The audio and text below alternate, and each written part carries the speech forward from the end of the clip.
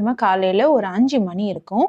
மகாராஷ்டிரால இருக்கிற ஒரு பஸ் டிப்போக்கு ஒரு பொண்ணு அவங்களோட ஹோம் டவுனுக்கு போறதுக்காக பஸ் பிடிக்க அதிகாலை வராங்க. கூட்ட நெரிசல்ல சிக்காம இருக்கவும் காலையிலேயே சீக்கிரமா வீட்டுக்கு போய் சேர்றதுக்காகவும் அதிகாலை கிளம்பி வராங்க. பஸ் டிப்போல கூட்டம் கம்மியாவே இருக்கு. அங்க தனியா நிக்கிற இந்த பொண்ணை பார்த்துட்டு ஒரு ஸ்ட்ரேஞ்சர் கிட்ட வராரு. அக்கா, எதுக்காகக்கா இங்க நிக்கிறீங்க? என்ன வேணும் உங்களுக்கு? நீங்க எங்க போகணும்? அப்படின்னு பேச்சு கொடுக்குறாரு.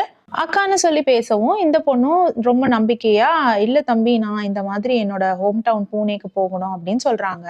அதுக்கு அந்த பையனும், அக்கா அந்த பஸ் இங்க நிக்காதுக்கா, டிப்போ உள்ள இருக்கிற ஒரு பஸ்ல தான் போக முடியும், வாங்க நான் உங்களை கூட்டிட்டு போறேன்னு சொல்லிட்டு அந்த இடத்துக்கு கூட்டிட்டு போறாரு.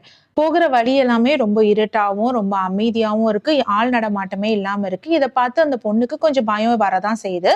இருந்தாலும் அக்கான்னு தானே கூப்பிடுறான், இவன் ஒன்னும் தப்பா நடந்துக்க மாட்டான்ற நம்பிக்கையில அந்த பையனோட போறாங்க. அந்த பையன் தனியா நிக்கிற ஒரு பஸ்ஸை காமிச்சு, இந்த பஸ் தான்க்கா நீங்க போகிற ஊருக்கு போகும்